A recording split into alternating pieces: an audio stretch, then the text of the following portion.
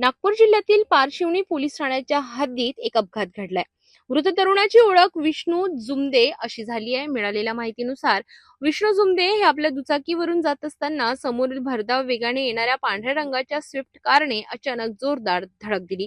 धडक इतकी भीषण होती की दुचाकीचे अक्षरशः तुकडे झाले आणि विष्णू जुमदे गंभीर जखमी झाले। या अपघातात त्यांचा जागीच मृत्यू झाला।